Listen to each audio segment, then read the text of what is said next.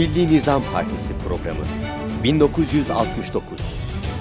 Daha hızlı kalkınmaya mecbur olan Türkiye'mizde devlet hizmetlerinin verimli, süratli ve kudretli yürütülebilmesi ve anayasamızın bünyemize intibakı bakımından daha mütekamil bir yapıya kavuşturulması ve tatbikattaki aksaklıkların giderilmesi için başkanlık sisteminin getirilmesini zaruri görüyoruz.